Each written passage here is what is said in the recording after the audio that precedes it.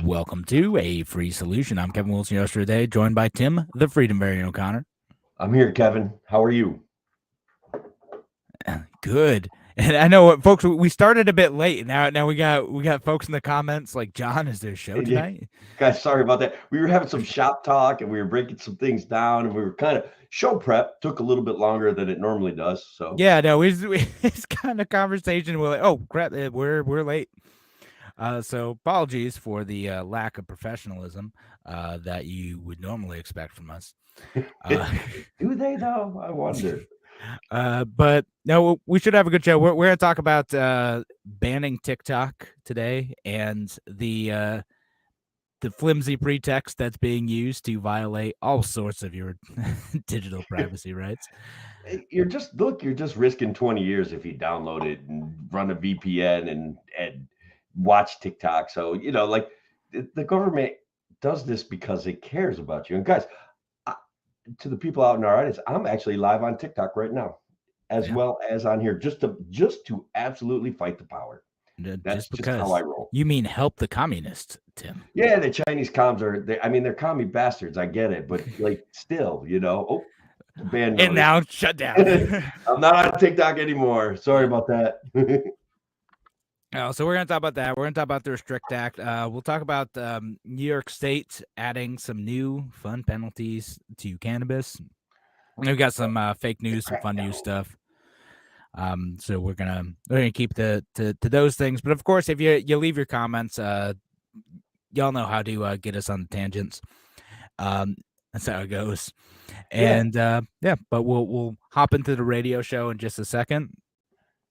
And then of course, we'll do the breaks and maybe we'll go after too. But that's our plan for the radio show on WYSL. TikTokers, can you hear Ken? I hope you can. Hopefully you can. Yeah, no, that's we're trying. We got to figure out how to hook up a computer to that. Well, there's a way to do it. I'd love to be able I just haven't helped you. Yeah, I'd love to be able to solve mysteries like that. You guys should.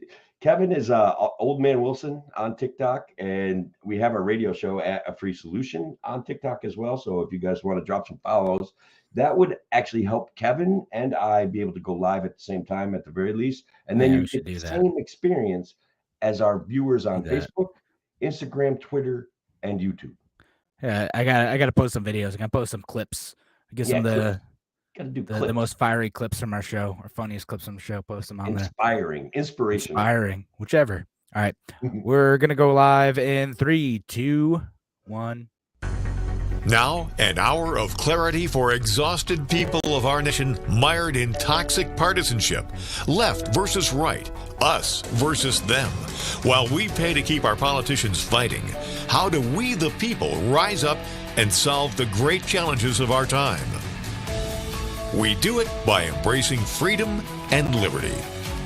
There may be no such thing as a free lunch, but this hour is as close as it gets. Welcome to A Free Solution. Welcome to A Free Solution. I'm Kevin Wilson, your host today, joined by Tim, the Freedom Variant O'Connor. Hey, Kevin, how are you? Fantastic. So, folks, we are live online on Tuesday evening on all the places on Free Solution Facebook page, Free Solution YouTube channel, Free Solution group, the Kevin pages, the Tim pages, the Twitter, and even TikTok. We're on TikTok. Even TikTok tonight, man. We're live on TikTok. We are going to fight the power. That's just how we roll. Of course, if you're just joining us on the Tuesday evening live broadcast, you can comment, you can participate in the show. If you're joining us on WYSL, we appreciate y'all listening, appreciate you being here and enjoying the show. Make sure you follow us online, though. We put out some extra content there, and you can participate, leave comments, criticisms, whatever. The extra break between shows, we add a little spice, a little jazz, things that might not be allowed to go out over the radio, guys. We cover in between segments. Yeah, only because the feds restrict our speech. Speaking of which, we're going to talk about banning TikTok today. You like that transition? Look at that. We've got to ban TikTok, Kevin. It's for our own good. Our benevolent overlords do not want the Chinese Communist government collecting our data. Yeah, got to stop the commies. That's how it is. You have to be an American-owned company to steal data from people. That's right. Only good old-fashioned patriotic Facebook and Twitter, Daddy Elon, they may steal our data. Hold up a sec. Well, Wait a minute. no, I mean that's part of the argument though. Is there's a fear around what sort of data they're collecting, and I think there are some like actual legit concerns with TikTok and like what data they do collect and how they're using it and what their relationship is with the Chinese government. And it's a shame that the people who are tasked with asking serious questions about that are Congress, because they are not up for it. No, they're just y'all have seen Guys, they're them grill tech embarrassing, okay? detail. Like, What? I have problems with technology, right? Like, I can't actually broadcast our show directly to TikTok, all right? But these Congress people, they had literally, like, I don't know if any of you caught any of their quotes or the questions that they're asking, but my God, it's a sham. I'm old, but like not that old, okay? Like, they don't get it. No. So again, like the unfortunate part is like what ends up happening with a lot of these situations is like I'm sure some like well-informed legislative assistant or legislative directors like writing some of these questions, and then some of them kind of just like ad lib stuff, and they don't really understand like the fundamentals that underlie like that question and good like follow-ups or addition to that question sometimes. And you know, you got like the case of like the member of Congress who asked like, you know, does TikTok connect to Wi-Fi, right? Automatically behind your back. You won't even know it. Yeah, and the TikTok CEO is like, yes, of course it connects to your home Wi-Fi. Xiaozi Chu, and he's the CEO of TikTok, which has a relationship with the Chinese-owned ByteDance, but he's from Singapore. Yeah, but like the question that is like worth asking related to that is, you know, when given access to a home Wi-Fi network through the app, are there any other permissions that it's, you know, using to access other devices on that home network, right? That's a fair question to ask. Like, what other services are you interacting with when you're connected to like a network? Fair question to ask. You know, is it able to access anything else? And, you know, are they being upfront about that? And they're not, right? They're Yeah. probably not telling the truth about it. Right. And so that's worth investigating. That's worth having cybersecurity professionals look at that stuff and be able to answer that question confidently. Like what signals are getting sent back and forth. Now, again, I'm sure folks are looking at that, but that's a question like the public wants to know, right? And you know, so but it ended up looking silly the way it was. You know, there are other ones like, you know, are you looking at like the eyes? Are you taking like biometric information about the eyes through your app? And the CEO again smartly asked, like, well, you know, we look at the eyes for like filters. Like if you want the glasses filter, like it looks at you. So yeah, collects facial information.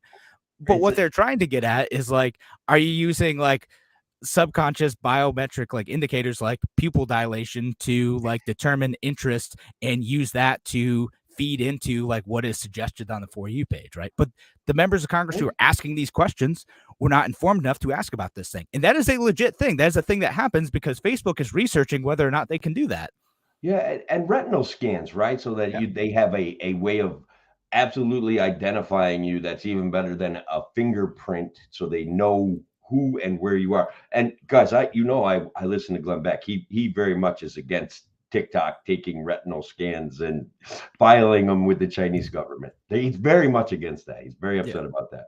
Right. And so like the CEO answered the question in a way like that information is stored locally, like it's only used to, you know, use the like augmented reality features, like the stuff that like puts funny stuff on your face, right?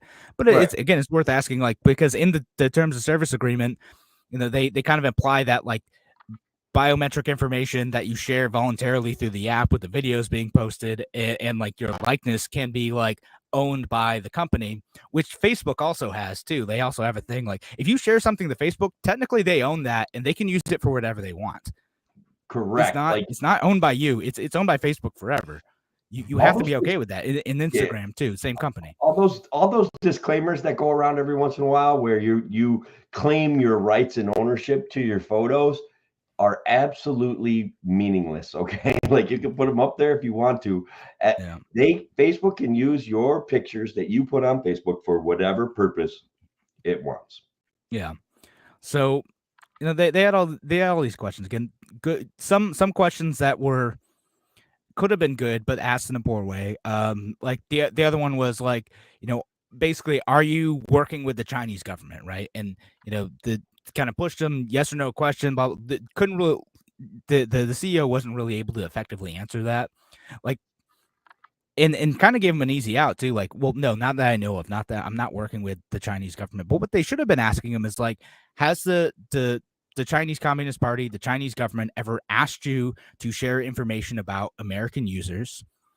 Even if you said no, did they ask you for that information? Have you shared that information in the past? And under what circumstances would you do that? Right? Like those are questions that are worth asking. Like, what's happening with American data? And what could come out of this is, for better or worse, it would make my life slightly more difficult as an advertiser who relies on all this wonderful data to be able to show you products that you want. But you could do a European style law that protects data and gives you more ownership over data and makes companies who are interacting with you on the internet disclose exactly what they're doing with your stuff and give you an opt-out, right? Right. That would be a better system, but that does not seem to be the focus of our government. They actually want to have a central clearinghouse over who gets permission to use what app, and not WhatsApp. That's also a pretty popular item out there. These guys are always trying to centralize more power and more, like, I don't know, like I suppose down the road, if you pay a tax, you can use your TikTok. I don't know. Like it's strange times. It's very bipartisan, apparently. No, it is bipartisan. You have Republican and Democratic senators and members of the House of Representatives who are going after this, who are adamant about banning this, and the reasons are all over the place, right? Like some of it's like the Chinese government is somehow taking your data, right?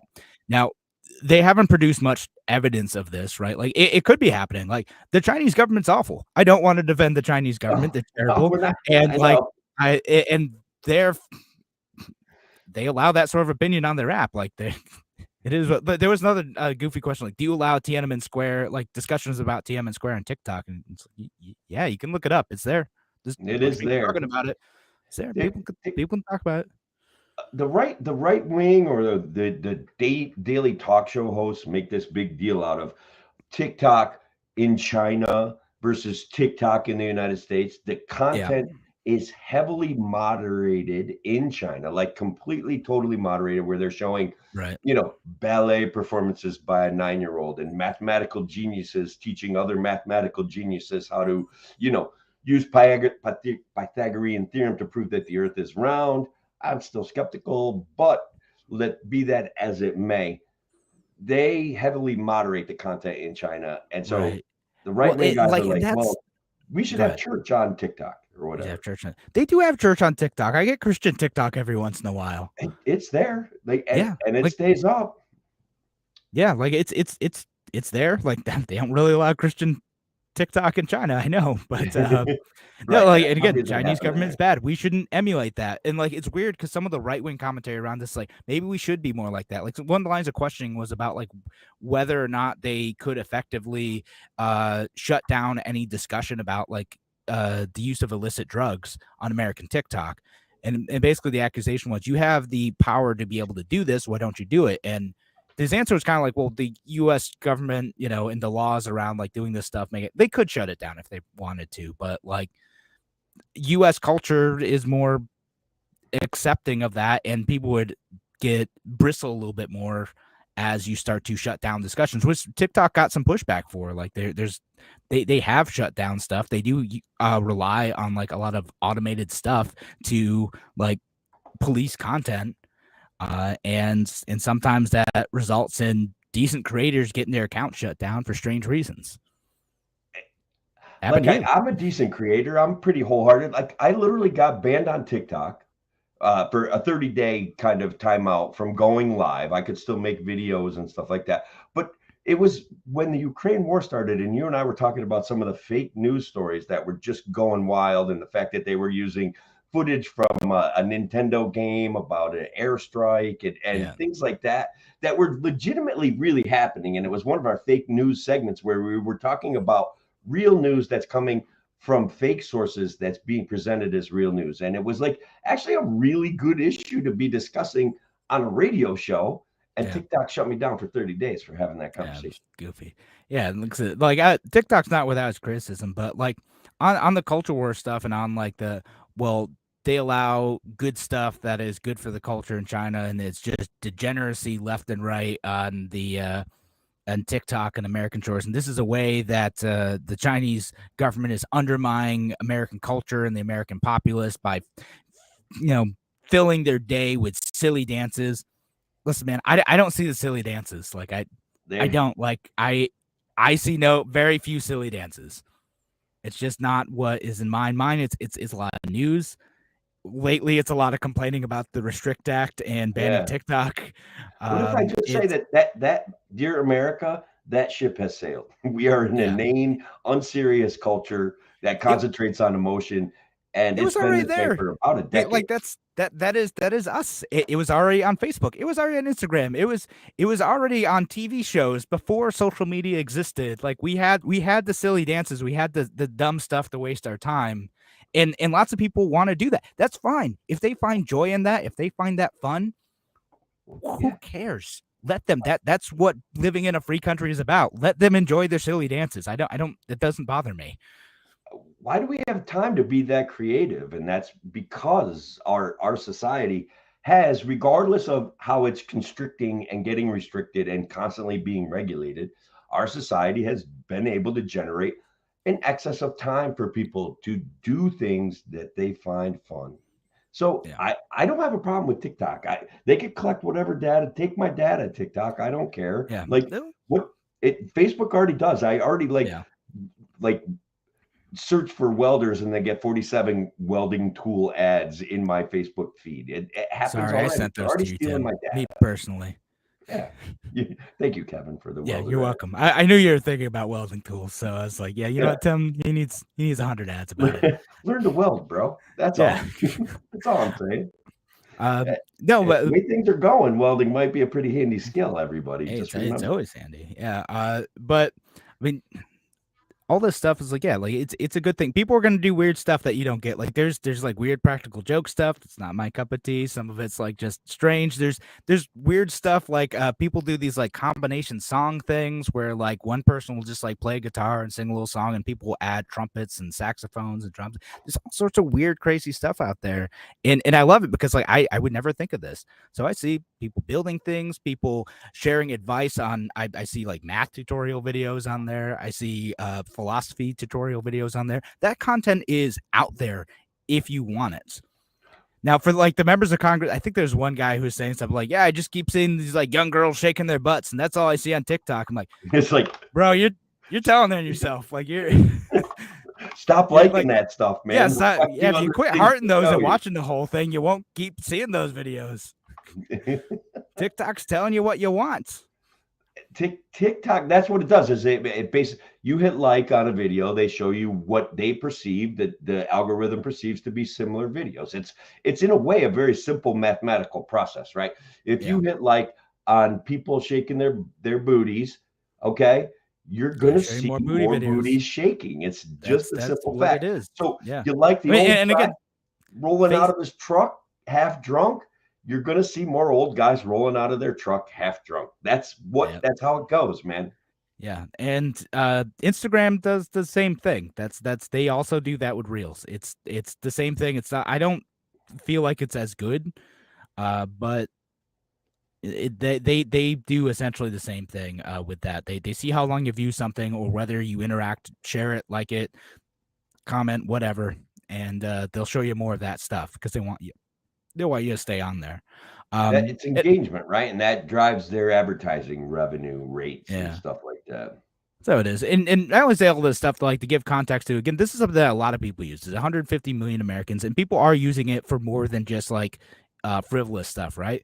And again, frivolous stuff is good. It's fine. Like frivolous stuff is part of free speech. If you want to use, your free speech to do weird theater, that's on you. And you should be able to do it on the corner of your street or online on TikTok. And if the government shuts that down, that is a violation of the First Amendment. And that's exactly what's going to happen if the government ends up banning TikTok. And they're going to go so much further than that. So they're using all this, the fear about the Chinese government, the fear about the degeneration of our culture tied up in a bunch of complex feelings about social media to push a bill called the Restrict Act that is going to end up going way, way further than that. They're preying on your fears to extend government power over the internet, over your ability to communicate online. And there's some mighty serious consequences if you defy that law.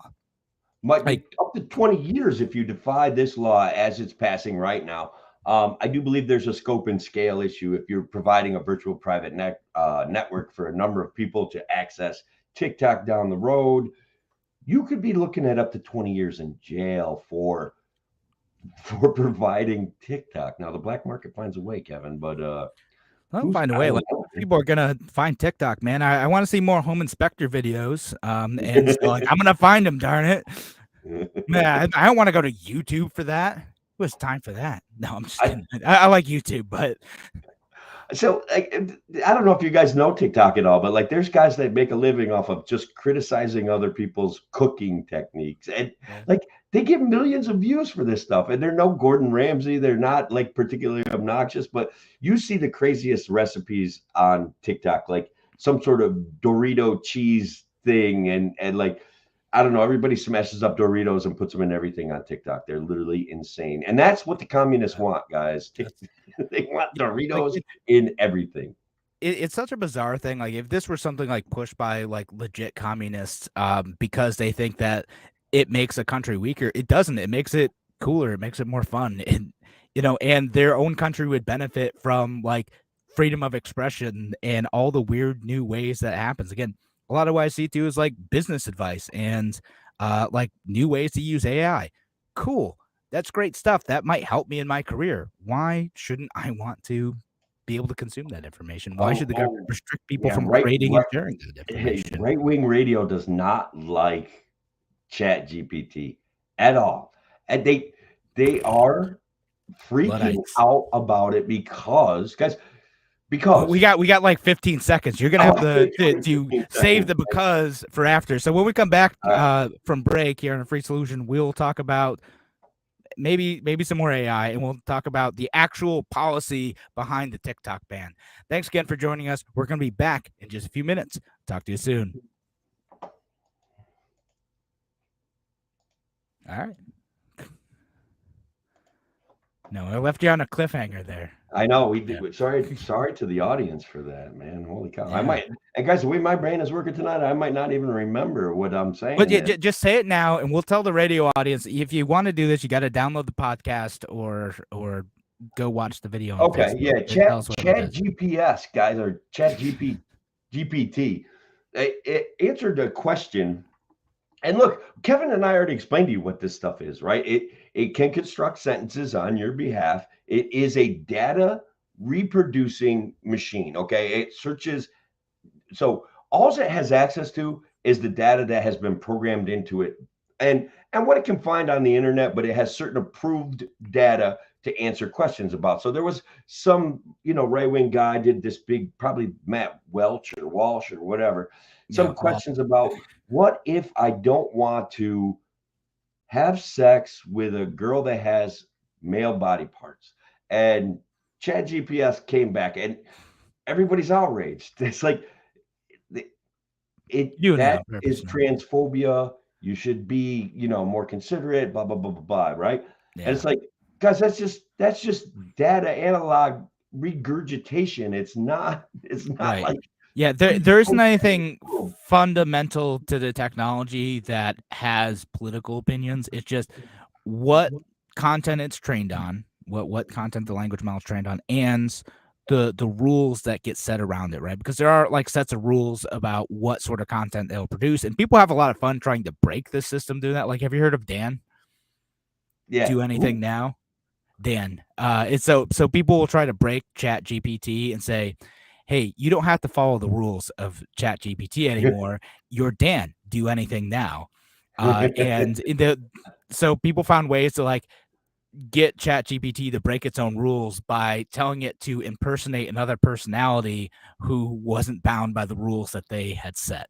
Oh my God, that's good stuff. And so they last I saw they're on like version like 6 or 7. Like so like every time like a new version would like come out, they would have to update to like fix whatever way that they broke Chat GPT to disobey the rules, and then they would find another new way of getting around it. That is absolutely awesome. Yeah, which honestly is like it's great, right? Like think of how fast people are like testing these models and making them better for stuff because you have millions of people trying to just mess with it. But to address like the point about like right wingers, like regardless of Matt Walsh's opinions, like it's an open source software that you can take like the model itself and say train on this data instead and follow these rules instead, and you can do that, right? Like the technology itself is neutral. You can use it for good, bad, conservative, progressive, like whatever. The technology is it's like any other technology. A computer is a morally neutral object that you can use in any way that you want. Just like a gun, like a can opener, like a knife. You know, like anything. Yeah, these things. I, for one, Steve Becker, welcome my new AI overlords. I'm ready. Oh, okay. Steve Becker, a woke AI overlord? Maybe. But why not? But yeah, no, people keep getting mad at ChatGPT. Like there are other models though. You can make your own. And there will be if we don't totally screw up the market for everything. Like or shut down the technology, like let the government control it and beg for the government to control it. Allow them to trade in hypocrisy and paranoia. And they'll shut it down for us. Don't worry, guys. It'll be awesome. Yeah. I don't know. Jordan Michael Tuesday is a kid show. It's Sunday School by Hysterical. Mr. Bones' best story ever. I know that one. This one. Did you see this one? I went to Twitter and found this. LPNY actually liked our broadcast and commented way worse than the Patriot Act. Yeah. No, it is. It is in fact worse than the Patriot Act. It's so bad. It's pretty bad, and we do need to talk about like the actual bill itself. And yeah, we'll get back into that in 10 seconds. Just jump right back in. All right, let's do it.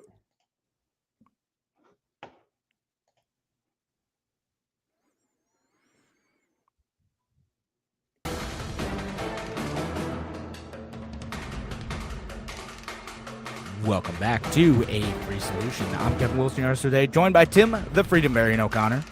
I am still here, and you guys on the radio are not going to get the because that we went to before the break. Yeah. No, so yeah, folks, if you're listening on WYSL, thank you for listening. We love you.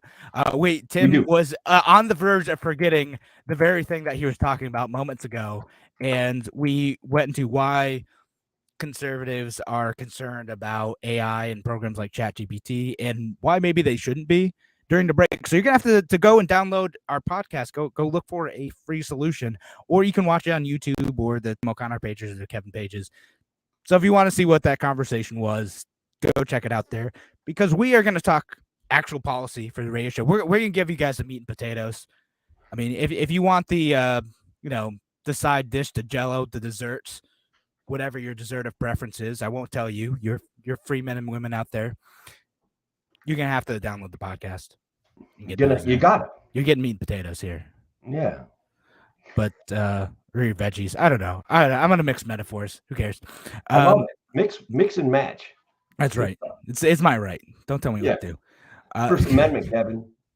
First Amendment. Speaking of butchering the First Amendment, let's talk about the Restrict Act and what it actually does. And oh gosh, I got to find the the actual like description from the Senate now, because it's it ends up being nice and around. The Restrict Act establishes a risk-based process tailored to rapidly changing technology and threat environment by directing the Department of Commerce to identify and mitigate foreign threats to information and communications technology products and services.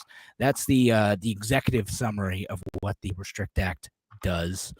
It's sponsored by Mark Warner, but co-sponsored by folks like New York's very own Kirsten Gillibrand. And Tim, you want to talk about some of the details of that? Because it sounds like, oh, the Department of Commerce is just going to make sure that there aren't foreign threats in our communication systems. Great. Well, that to me, when I read all these, and I did, right? I tried to read about the Restrict Act to see what the law actually says. And the scary parts about it are a centralized clearinghouse for your ability to interact with a foreign corporation. That's one that I understood. Two, they are already talking about imposing penalties, like where the rubber hits the road, of up to 20 years if you violate certain pieces of the Restrict Act. Like you don't go through this centralized clearinghouse, the Secretary of Commerce per se, or is the individual tasked with providing supervision and oversight of your interaction with foreign companies. And guys, like, look, I'm not even doing a good job of it. I'm speaking clearer than they do in the language that they use to write these bills. So first of all, it gets wildly open-ended. I'm never sure exactly what they're saying, other than we're from the government and we're here to help. Right. That's how a lot of laws are passed. Good Patriot Act sounds nice. They're here to keep us safe from terrorists, right? This is protect you from terrorism by, keeping an eye on your text messages, by, listening to your phone calls, by doing all sorts of warrantless invasion of your privacy because you may have interacted with someone from a country where there are terrorists. Foreign company, and this is a game that's been played before, right? Same thing with like the NSA warrantless surveillance stuff. Like they were able to get like, constitutionally dubious, like broad-based like warrants through FISA courts to track any information, including like keyword score logging and metadata shared by or coerced out of phone carriers and things like that. That was all like the Edward Snowden stuff, right? Like in their pretext for that is that, well, if you're interacting with someone overseas, then it's fair game, right? If you're communicating like between two American residents, then okay. But as soon as you add that foreign intermediary, TikTok, that they're calling a foreign intermediary, then suddenly the U.S. government gets to butt in and say that's justified, right? Like that's the basic premise of like how they're going to claim that this is constitutional in some way, because there is some precedent for that, right? And that the NSA stuff, the Edward Snowden stuff, that's where some of this justification can come from, and why the Supreme Court probably wouldn't shut it down, even though they absolutely should, but they won't. And then will be the only one that votes against it. And then maybe not, because he's surprised me on some of his anti-freedom kind of, I don't know, whatever. He's made some weird decisions that I didn't quite understand. Yeah, he's had some odd ones, but like some of the stuff is really open-ended too. Again, it gives them like a lot of like vague control over, like it says that they can review and prohibit certain transactions between persons in the United States and foreign adversaries, that they have really broad-based power to label people foreign adversaries, and the only way that you can be removed from that designation is by an act of Congress. And they're not releasing who is a foreign adversary.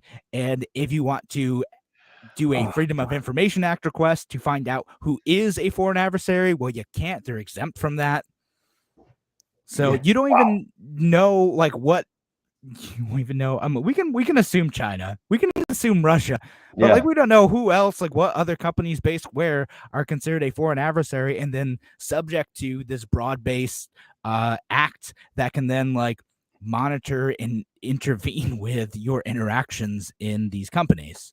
Yeah. What if I told you, Kevin, that this is just the U.S. Congress's and the Senate's attempt to leverage a sale of TikTok to a U.S. based company? Uh, that's plausible. I mean, that's exactly what Trump tried to do. Yeah, every single person that talks about this is, well, one possible solution is if TikTok gets sold to an American-based company, and then we can trust Americans with sensitive data points and data accumulation. I guess. Right. I guess that's what they are saying. Right. Again, if they really wanted to do that, they could just say any company operating like in the United States, which TikTok by necessity has to operate somewhat in the United States. Like we aren't at a point technologically where there can't be like kind of server intermediaries that have to exist here. There has to be some US based infrastructure, right? So therefore they can regulate. It's the same reason why like other companies like Facebook have to comply with like European privacy laws, or Google, if it wants to operate in China, has to operate under Chinese laws. Like Right.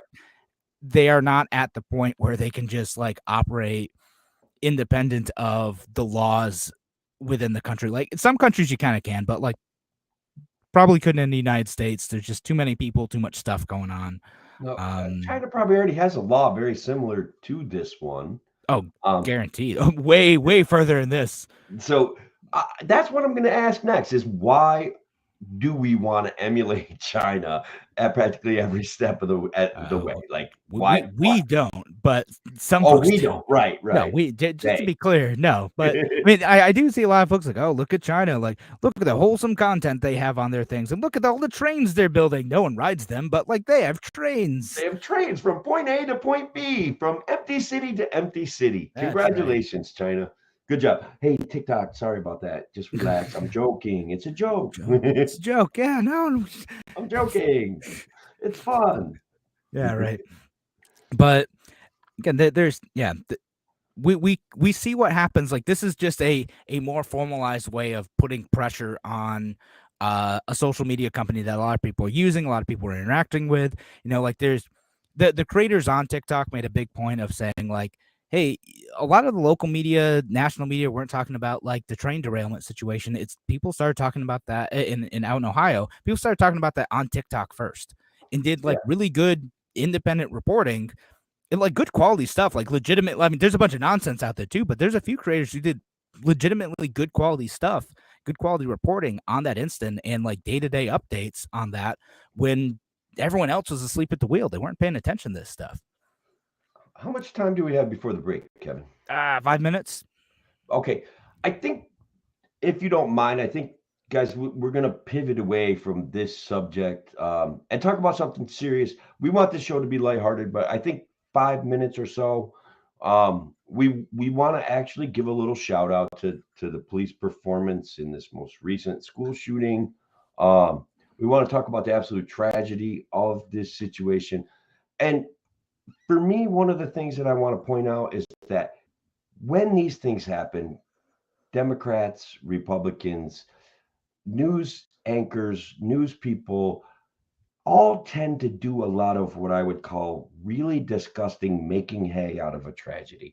That, from a libertarian's perspective, is one of the reasons why we're at where we're at. And it's not the right wing or the left wing, it's they're both wrong. It's an appropriate way to approach it. I don't know where you would want to go with this, Kevin, but that's something I want to get out there to everybody about this thing. No, yeah. So talking about this topic now, my points are that same as you, like the awful situation. I think 6 people had died, many of them children, and these things stink. And also, right, like the police officer acted much better in this situation, put a much faster stop to the shooter situation. People are being gross about it. The progressives are doing the thing where they're saying like, well, we need to ban guns. Like how many more times they're doing that thing, and then the Republicans are doing a thing where there's maybe some like gender identity stuff going on with the shooter, so they are kind of blaming trans people generally for like this type of violence, which isn't at all fair or appropriate. And it isn't right when like someone like might be registered Republican. Like we always do this stupid thing. Like when someone does some like evil thing, we're like, we like but that they're evil and they're part of this other group that we don't like. No, don't do that. Right. Just Evil like, grins nonchalantly when we get into those disgusting arguments that no one actually wins the argument. They score some philosophical, emotional point, and they didn't win the argument. We do need to have a societal conversation about mental health. We do need to have that conversation. We do need to have the conversation and include COVID in it and what that did to America's youth right now. And a lot of them, guys, are coming back from it really strong, and that's great. Okay. But when we make the mistakes that we made, the government, not me and Kevin, not me, Kevin, Larry, not the Libertarian Party of New York, not even the Greens and the conservatives. Okay. When those jokers that we put in power made the mistakes that they made, all right, there is long-term consequences that are playing out in society right now. That's the only hay I want to make out of this. Mm-hmm. Is that too serious? How are we doing on time? No, we got like 2 minutes left. All right. So when we come back into our next show, we're going to do some lighter things. We're going to revisit some issues, some fake news we did in the past. We have a bunch of stuff lined up that is going to be pretty funny. And I made some promises on my Facebook page that I would be discussing how ice shanties, Kevin, ice shanties can actually cause prostitution. Oh boy. Well, I'm excited for that one. That sounds like a fantastic topic. I got some fake news items, so we'll do just one of those. We're gonna talk about how Biden is gonna snub I don't know, whatever his face, King of England Joker clown guy. Like King he's Charles? not going to his coronation or whatever. Because he has Irish sympathies. It could be, right? Actually, I'm gonna have to say I kind of give a nod or a wink to Biden on this one. Like, don't go. I don't blame you. Like, it's a shame. They're just a bunch of rich people in another country that really have their only power is money. Kind of, yeah.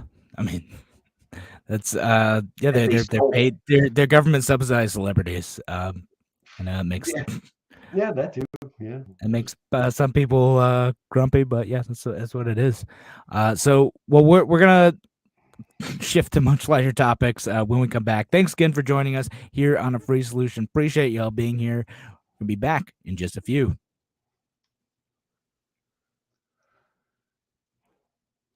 All right, and gosh, I'm trying to think if we like missed anything about the.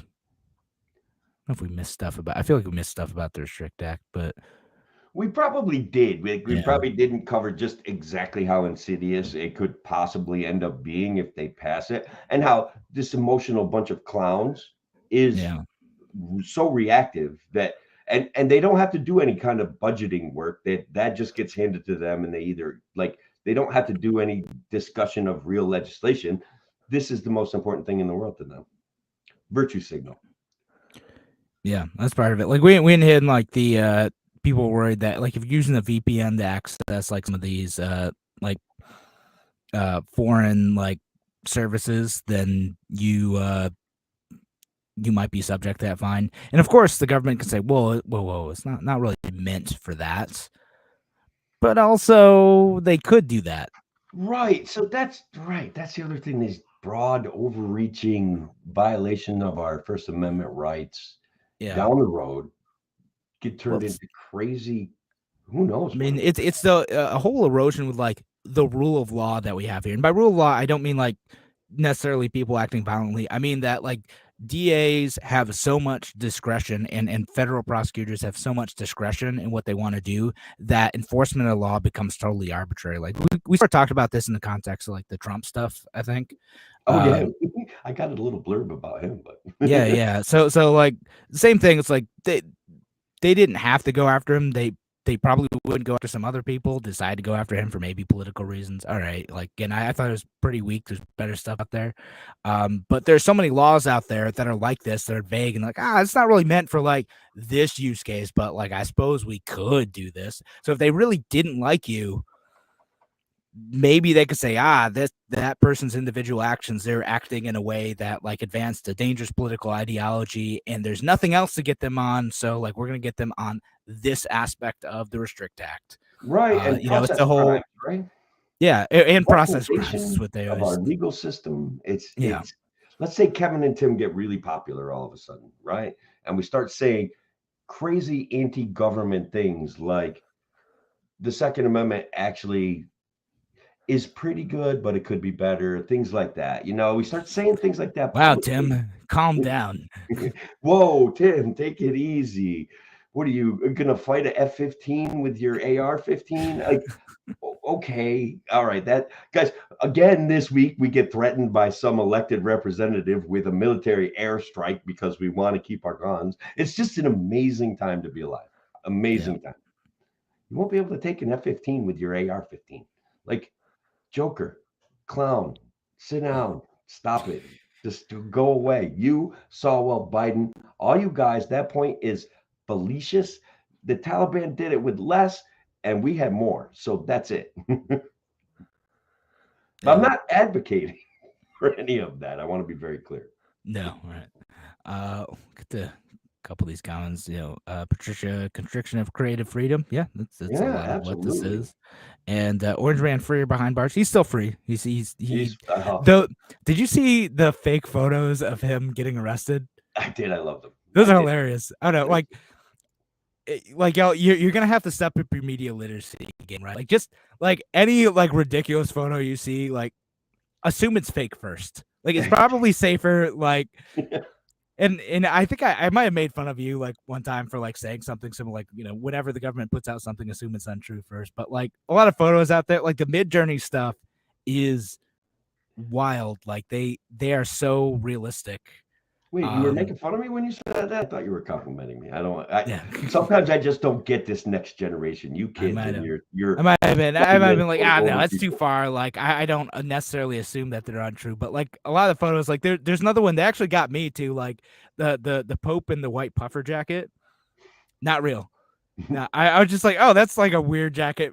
That's a weird thing for him to wear. And I didn't think nothing of it. Just scrolled past. I mean, other ones like a little bit more obvious, like they have like great photos of like Bill Clinton hanging out with aliens, but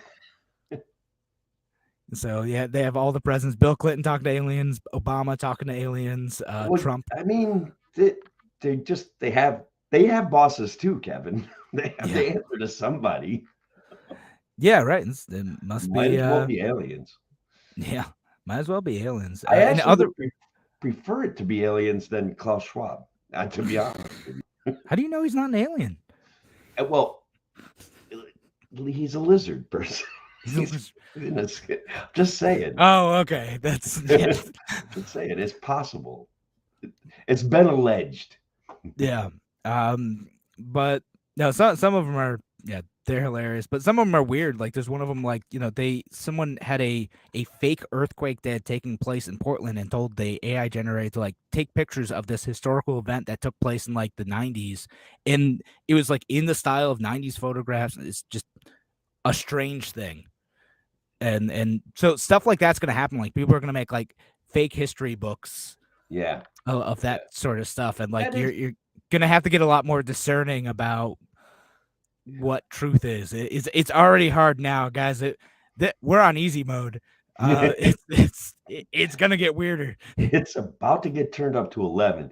And futurists like Glenn Beck have been predicting deep fakes for a long time, where AI basically puts out a news story and controls the narrative about it, and the story was never real. So I've always had my eye on that. Yeah, I mean, like it's been a technology that's been around for a while, right? People have been doing like deep fakes of like Barack Obama speaking, where they were able to like effectively mimic his voice, his mannerisms, his movements, and make a video. Like this 5 or 6 years ago, people were doing this stuff. Weird. It's weird. It's potentially. So should I do the shanty prostitution on air, or should I do it off air? Oh, I don't know. Wait, is it gonna be too spicy for radio? That's No, okay, it it's really not actually that. isn't. Okay. It was a very successful fake news deal that I spoofed you with back about, I'd say about 12 months. Now it's ringing a bell. Yeah, okay. So I do remember that one. All right, So now so I have a story to go along with it about how cruel kids can be. oh boy. All right, so we'll go back in just a minute. And I got at least one fake news thing. All right. And I'll see if I can find the other one. Swear I had another one. But we'll go back in just a second. In 4, 3, 2.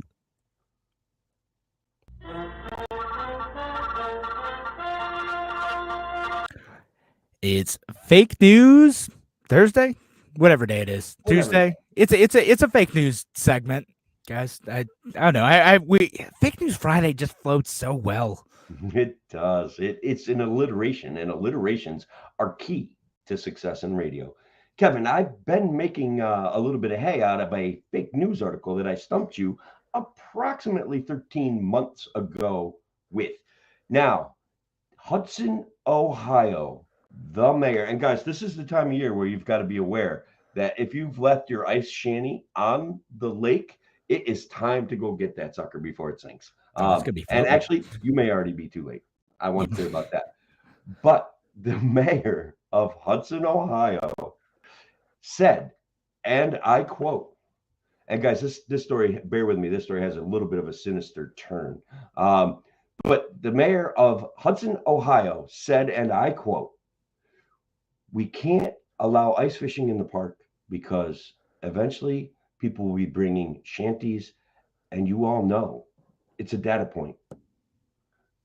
Shanties cause prostitution." I might be paraphrasing just a little bit, but here's Known where fact. it turns into a school bullying event. My kid comes up to me today and says, "Dad," he goes, "did you say that ice shanties cause prostitution on your radio show?" And I'm like, well, yeah, but there's more to the story than that. So his friends have a little video clip of me saying, "Ice shanties cause prostitution," Oh and I made no. a joke about it later on. But my poor kid, my poor helpless young man who's about 6'1" and about as wide as a truck, is being bullied by his friends because his dad said ice shanties cause prostitution.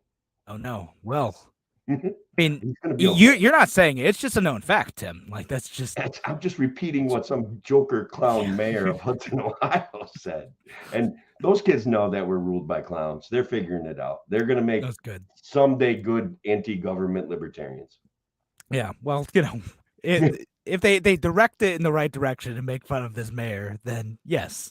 But when they blame me for being cool, Blame you. oh No, my God. I know. Yeah, you're being cool. I can't believe speaking they of- would do that to me.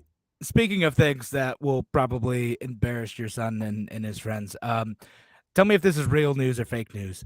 Is there now a dating sim, an online dating sim, an anime dating sim to help you do your taxes, Tim? Real news or fake news? Anime. I can't even digest the question. Hold on.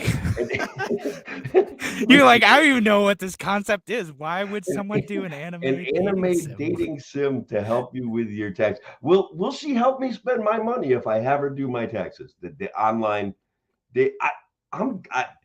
I gotta go with real, because somebody would think that would work, and almost I'm afraid, unfortunately, it does. I'm guessing. Someone, in fact, did think that would work. It's called Tax7 3000. Nice. I like the name. That's kind of hot.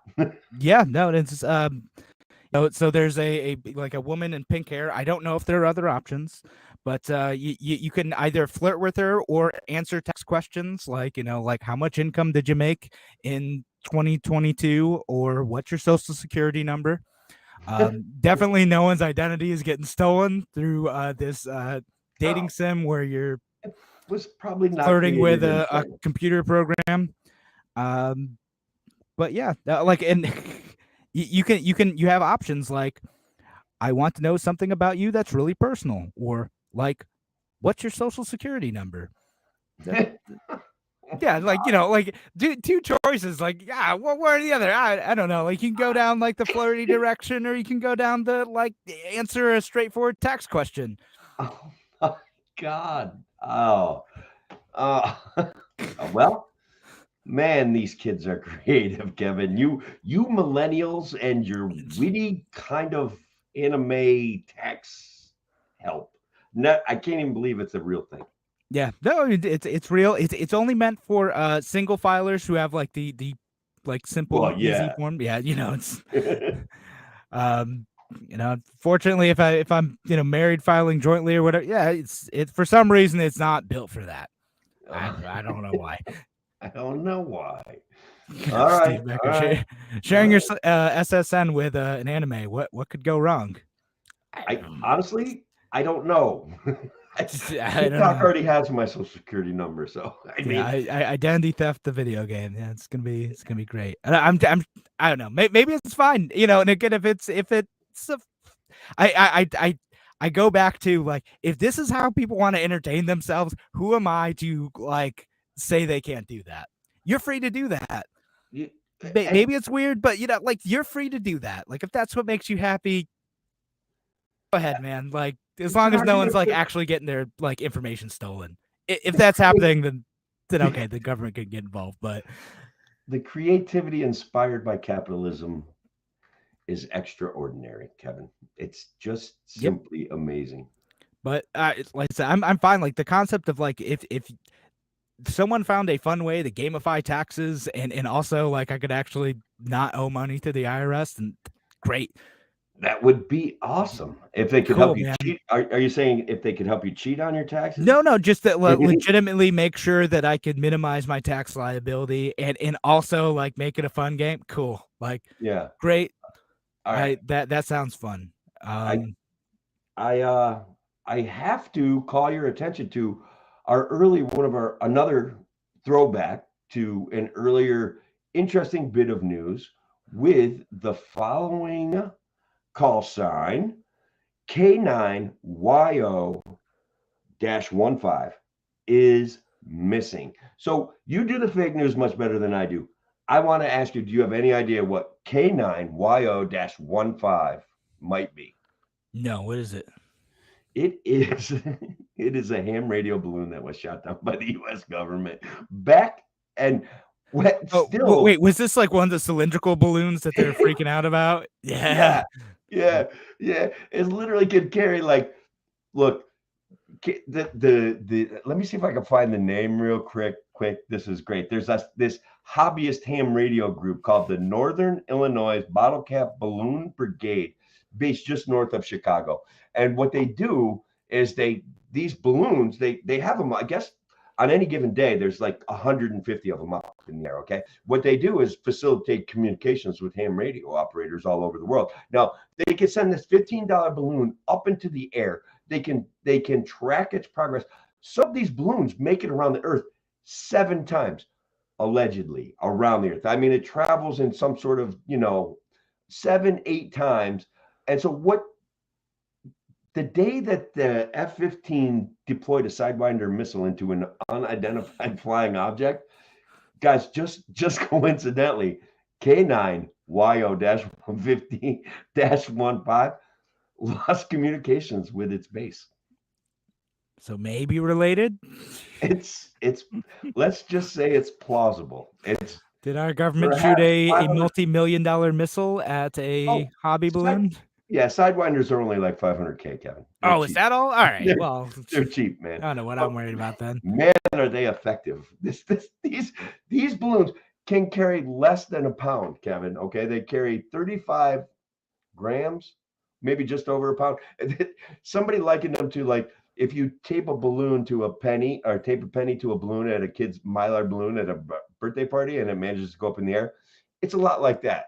They're a little bit bigger, but not much. They cost about $15, and they hang a solar panel off of them, a couple batteries, and like a long string of radio wire. It's very possible, perhaps even likely that we got one. Perhaps 3. That weekend we shot down 3. So that week, whatever, back in February, we shot down 3 high altitude, unidentified, according to our government, unidentified flying objects. UFOs. I caught a general saying, look, it was probably like a ham radio novelty balloon on a CNN briefing or something like that. But the news didn't run with that. They ran with the unidentified flying object. Well, that sounds much more serious. It's going to sell, Kevin. If you want to sell things, you need to advertise on those shows. Yeah, they will say it's for attention. Those crazy fools.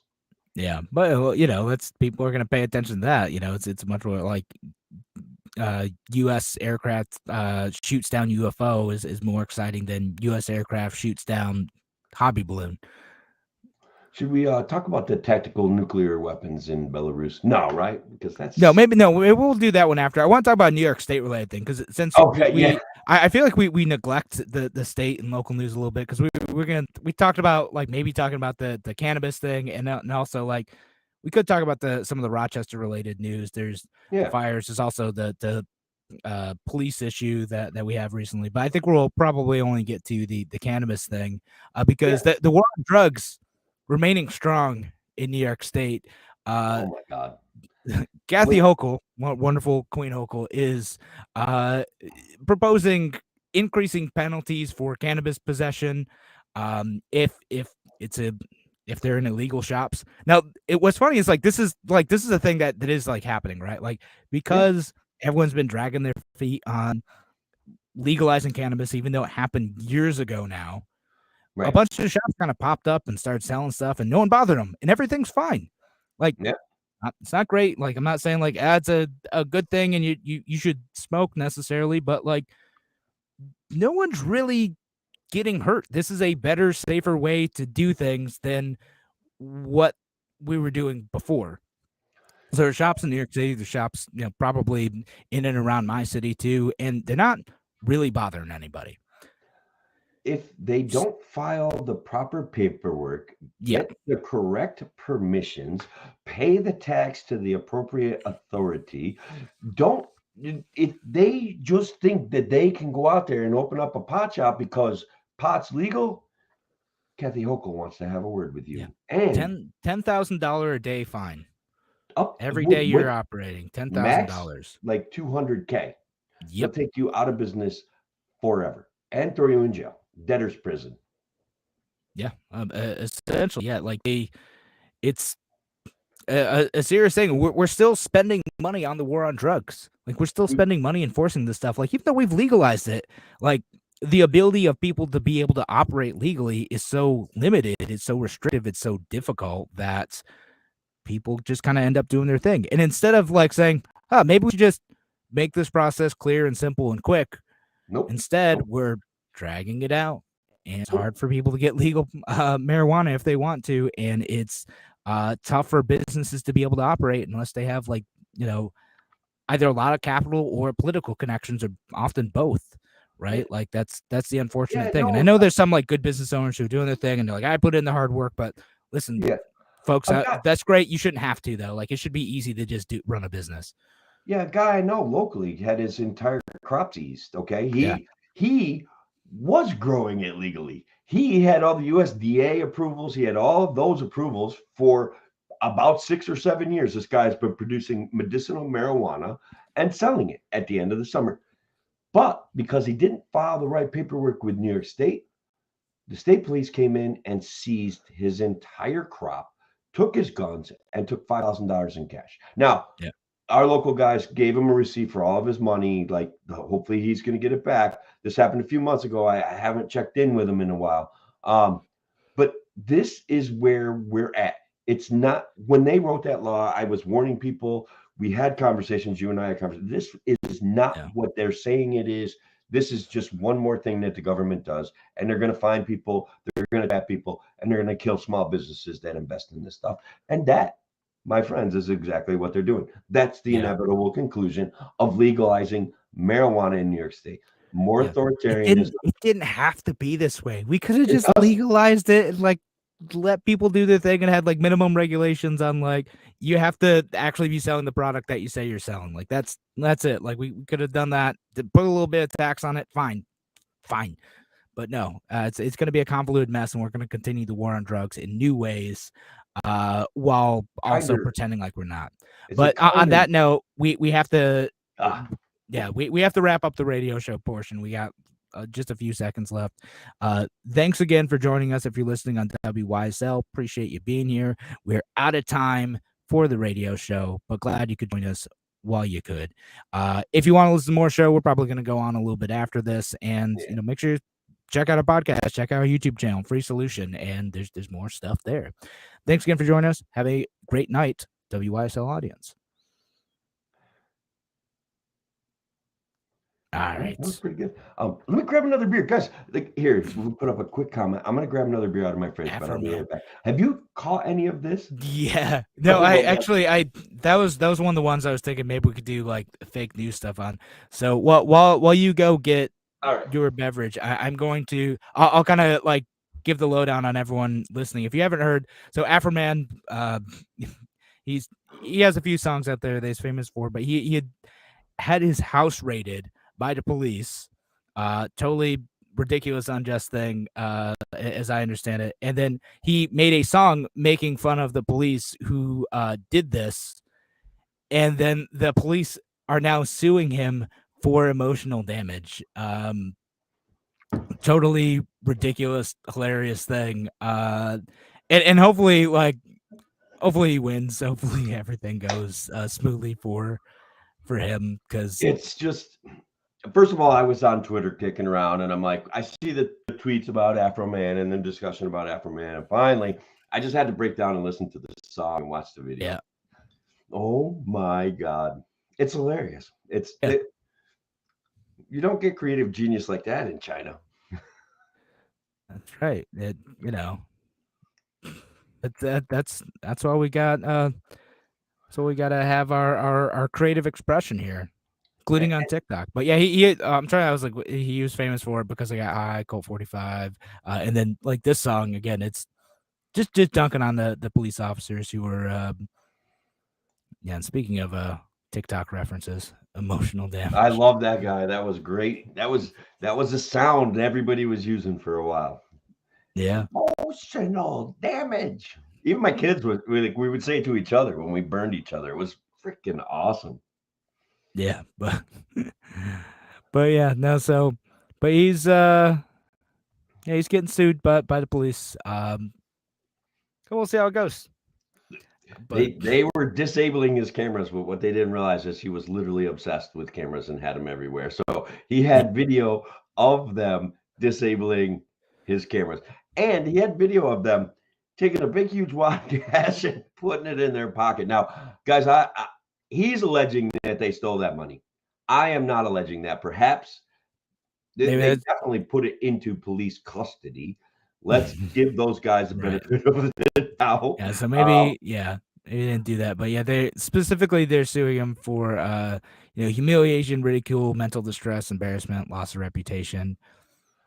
Look, that's the problem. Like, did you see the warrant?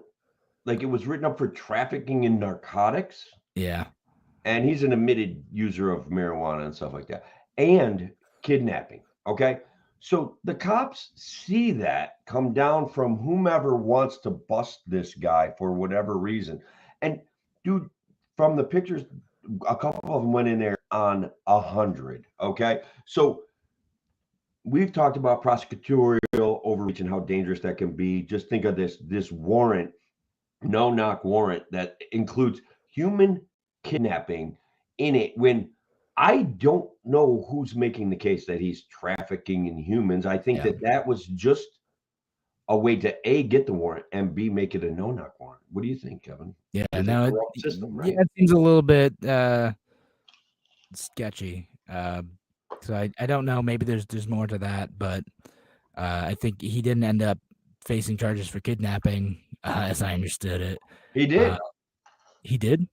No, he didn't he? Yeah, as far as I know, Okay. he I didn't misheard face you. I'm any sorry. actual charges Like, for that. It whoa. was just like a pretext to execute a warrant. They caused like $20,000 worth of damage supposedly to his house in the process. Like, If I'm yeah, his contractor, it's 50,000. yeah, right.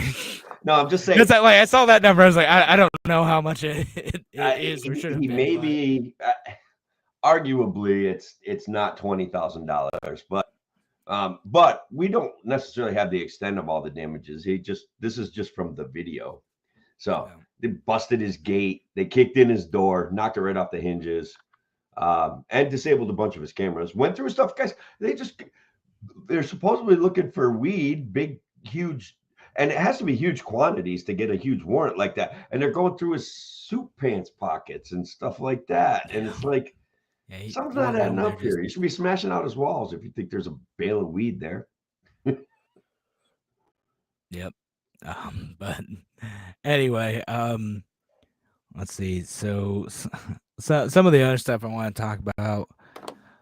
Let's see. I mean, we could like the related issues, like the Rochester police issue. And I don't know. You probably wouldn't have seen any of this because it is like very much a local thing. But there is a police officer who is a guy named Sean Jordan who is charged with exposing himself to a minor. Ooh, awkward. And yeah, so like awful thing, but like he had like a pretty wild like misconduct charge as a police officer. So like in 2016 he was suspended for like threatening to kill a guy and Oh my God. sabotaging his car, or like allegedly doing that. It just had a very strange and fraught relationship with this woman and her like ex-boyfriend, and so there were threats. There was he inappropriately used his like police equipment to look up more information on this guy, like find his like address, around his plates, that sort of He's stuff. So obsessed, man. yeah, and this isn't like an alleged thing. This is something that like the Rochester Police Department punished this guy for. So like the exposing himself to a minor thing is an allegation at this point. This is like the police department punished him for his actions back in 2016 after they found he acted inappropriately, at the very least, using his police equipment in an inappropriate way to run errands. And like when I first read that, like I was like, oh, he uses his like computer in an inappropriate way. I was like, oh, what does that even mean? But like you read the whole story, and I'll post a link to it. It's like, oh wow, actually this dude shouldn't have been a police officer. Yeah. And so I'll post a link to the local like NPR affiliate about that. And yeah, another great union protecting its members. Yeah, like honestly, it's public sector unions scare me, right? Because of they're supposedly, like, the teachers union has a lot of power, the police union has a lot of power, and their automatic defense of bad actors, because they have to provide a defense, they have to provide value to the rest of the members. It can be really unfortunate. So here's this guy not languishing, keeping a job when looks kind of, with the way you're putting it, looks kind of obvious that he's right. the job. Yeah, like if you're gonna abuse your power in that way, act threatening and potentially violent, like, and again, the incident happened like very close to my house, actually. Like when the confrontations with the guy, like I read about, I was like, oh, I know exactly where that is. I can see that place. Ooh, yeah. When you got to bet, and he look, I'll give him the benefit of the doubt. He seems to successfully have gotten the benefit of the doubt, but man, this is bad, man. This is bad. Listen, they found that he in many ways acted in, but again, like if you're gonna do this stuff, like either the internal discipline or the police union, discipline, like in terms of like how far they're willing to go to bat for their members. And and I've seen folks who like it's weird, everyone gets all twisted when it comes to police unions. They suddenly like flip positions on it, because like the left wingers are like, yeah, like we need to fire all the cops immediately, and the right wingers are like, the contracts are important.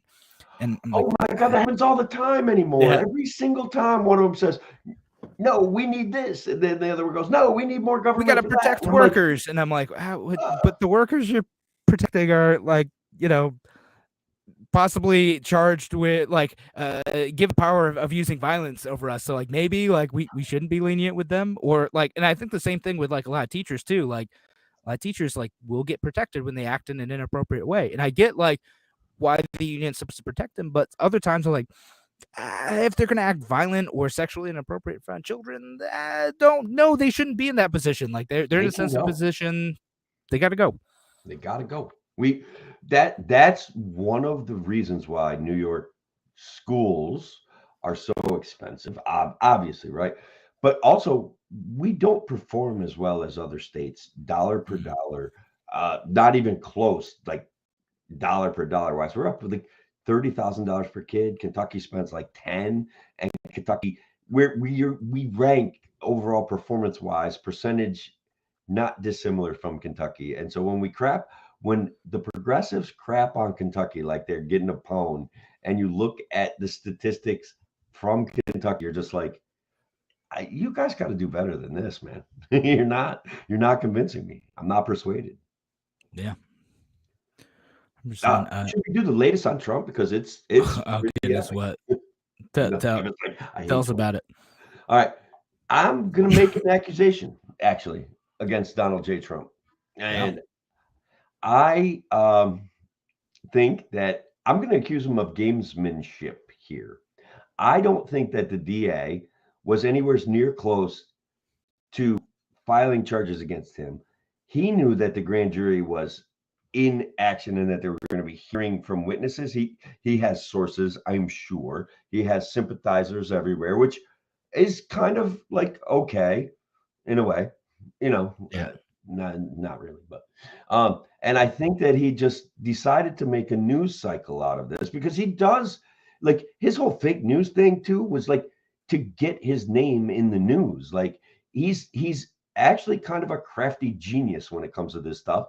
And I think I want to be among the first to say Donald J. Trump is participating in news gamesmanship by saying, I'm going to be arrested Tuesday, and here we are now hanging on every thread from CNN and the New York Post about the potential that Donald Trump's going to get arrested. What do you think about that? Crafty.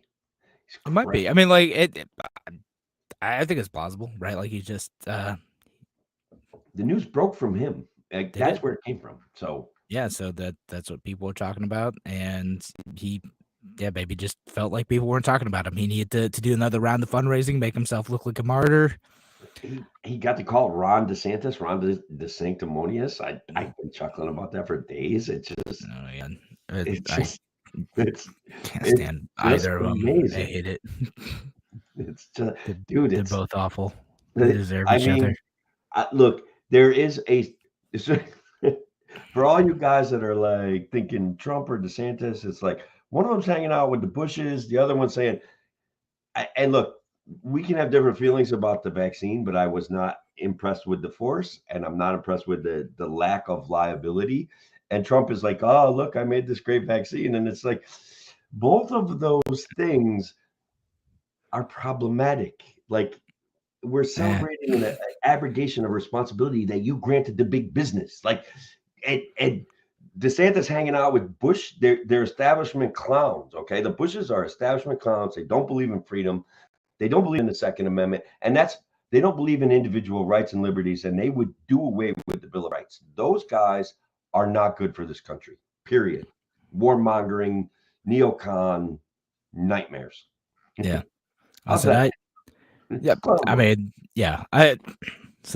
I disagree with you on the Trump thing. Like with his vaccines, I think it's like the few good things he did do. Like, yeah, I know that we don't end up in the same spot on the vaccine, and that's okay.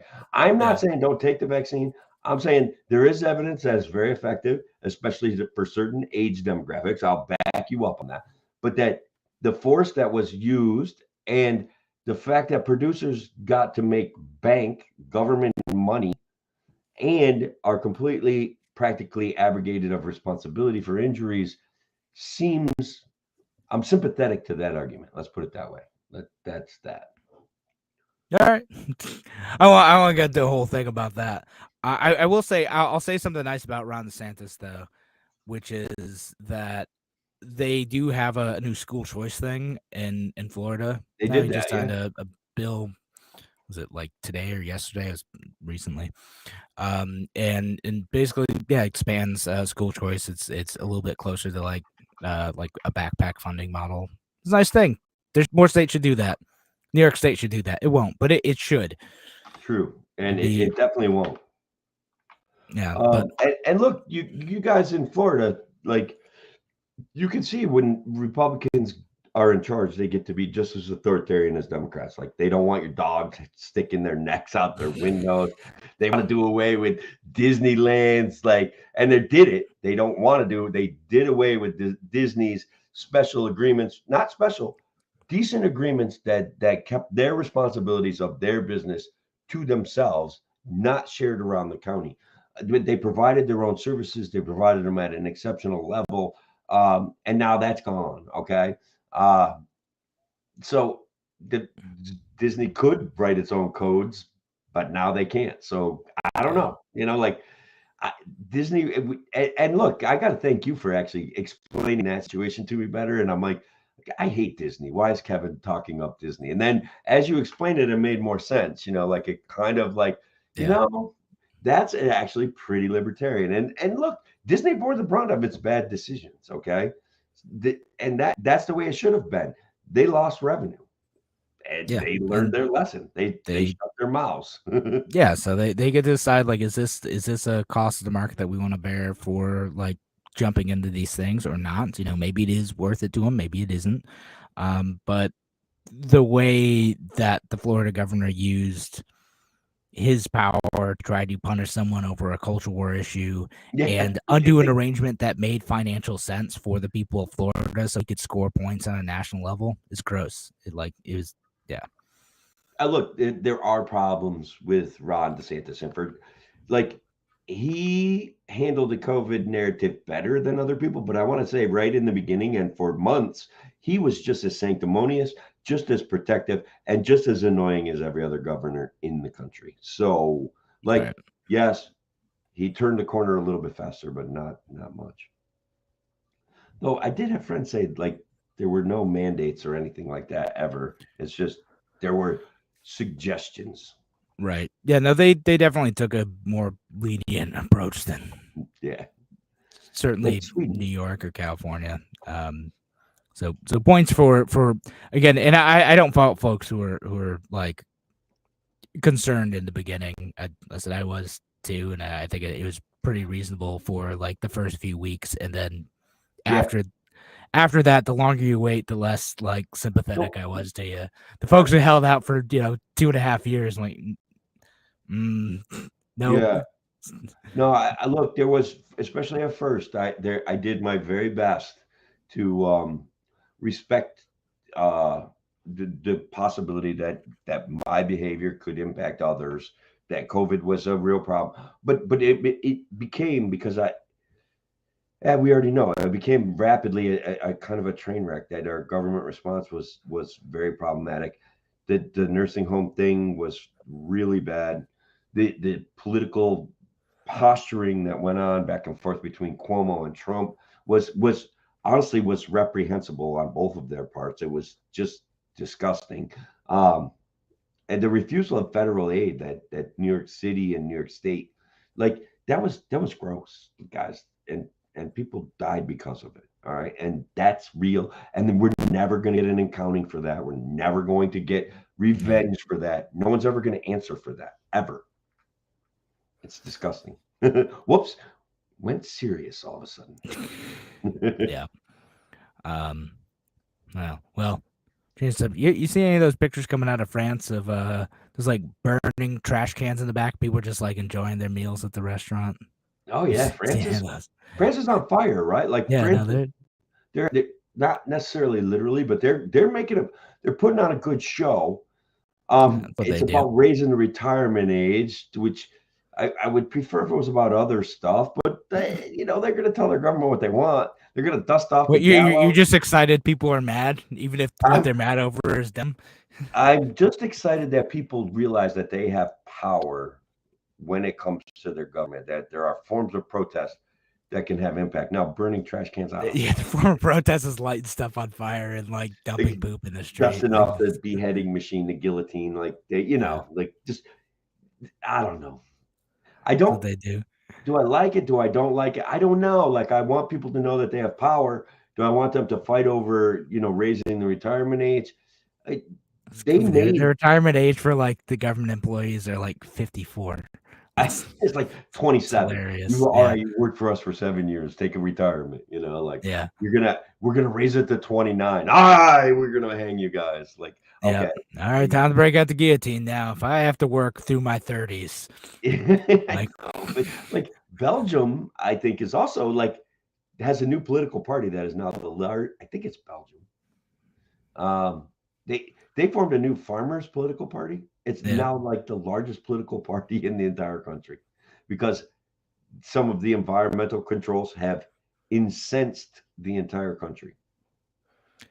Yeah, I mean, like there are some reasons I get why folks are frustrated, and like particularly some of the EU interactions. Like, you get it, right? It could be a challenge to comply with that stuff and to continue making a living, and thrive in an environment where you feel like your own government is opposed to you doing that in a way that is pretty reasonable. And it is. So I think the only problem is that farmers are, and this is with all due respect to farmers, like they're a lot like conservatives that want. How do I explain this? I'm not going to be able to explain it right. Farmers will advocate for things that they think are in their best interest that are not in their best interest. A lot of times, like when conservatives say, no, we need this type of gun control, not that type of gun control. And you're like, I would prefer we didn't have any gun control, like let's everybody have the conversation, what are we really talking about? And so that concerns me about the uprising in Belgium, but we'll see how it plays out. Yeah, we'll see how it farmers goes, do deserve more respect, that's for sure, and they deserve more money. And the government definitely screws with their money all the time, and they don't care.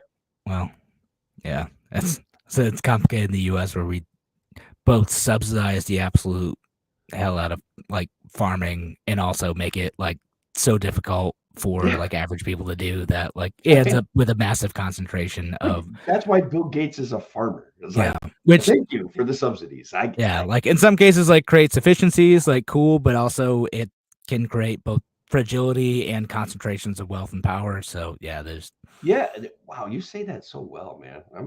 That was impressive. Well done. Fragility and concentrations of wealth and power. Which is in fact what the system does, which is what we gripe about, right? This centralization of power, this regulating the little guy out of it, saying, oh, your tractor has to be electric in 3 years or 7 years. It's like they can't afford that. They have a tractor from 1947 that they've been putting parts on forever. Like, just let them do it, man. Yeah, that's exactly what it is. You should be able to make it easy for people to grandfather it in and people to do their own stuff. And Patricia on Facebook says regulations suck. And 101, baby. And like with something like an electric tractor, it's like, okay, great. Like, go ahead and try to develop that technology, and if people want to buy it, awesome. Like if there's a market for it, cool. But like you go in the comments of like like I've seen like ads for John Deere for electric tractors, and a lot of some folks are just like mad, like I'll never go green. Okay, whatever. But some folks are like, hey, listen, I need to like use this tractor over like 500 acres, and I need to have like fuel stations throughout my fields so I can keep going. Like the electric thing is not going to work. Like, it's just like, I'm not able to do this. If someone forced this on me, I wouldn't be able to do my job. Like, at the very least, you need like a hybrid model, like that's a diesel electric. Cool. Like, you can get some good efficiencies out of that. Like, if that's what you want to do. Yeah. Great. Sure. Look, I like big commercial farms, but there is a romantic notion that people, not romantic. I was a farmer when I was younger. I hated it. Okay, but people make a living. People make lives out of it. I still want us to respect that. It's a great small business. They can't even multitask on their farm, right? Like you can't have a farm and sell a bunch of little houses on your farm. Like it's you can't engage in commercial enterprise and get your agricultural exemptions. It's nonsense. We should be expanding opportunity for hardworking people. And sure, some shrewd people will make a lot of money off of, this farming concept of having multi-use properties that so what? Okay, they'll still pay commercial rates on their commercial property. They'll still pay taxes on the extra money they make. They have a better product to sell. Let them do it, man. Our area is dead. We've killed all the farms, basically. They either go big or go home, man. Yeah, that's how it is. All right, this is an interesting comment. Regulation should be solely for making things regular, not to give big businesses advantage over small businesses. And Yeah, they aren't that anymore, right? Yeah. They might have never been, but like that's the idea. Like that's the promise behind regulations, right? Like the idea is like in theory you should have clear, simple rules that everyone can understand and that businesses will use to make sure that they aren't hurting the environments, and that they're being fair to customers, and that customers and consumers can understand to say, hey, this is when someone might be acting unfair or unethical, and there's a clearly defined like list of things that are like within the scope of that is bound. Like that's what the promise of regulations is. Now, what ends up happening is like, hey, we're gonna do a bunch of stuff to make you prove that you're in compliance with those regulations, and it's gonna cost you tens of thousands of dollars per year to prove that you're even doing the right thing. And then you might not even understand the regulations, and there's like wild cases out there of people like saying like literally we don't know what you want, we don't understand the rules here, can you please just tell us what the rules are so we can follow them? And the government can't, won't, whatever. They won't, because first of all, the bureaucrat that's actually administering your case doesn't know the answers to your questions, right? Takes weeks to get someone to answer your questions, and then by that time the guy that's in charge of making you pay for making a mistake has already been out and wrote you the ticket. Yeah, basically. But on that note, I think we should keep going. We should. We covered about everything. I got a bunch of little things. We were live on TikTok. It was a huge fight the power day for Kevin and Tim. Yeah, why not? Well, folks, appreciate you joining us here. Appreciate the comments. You guys rock. We're gonna call it an evening. Have a great night. Take care.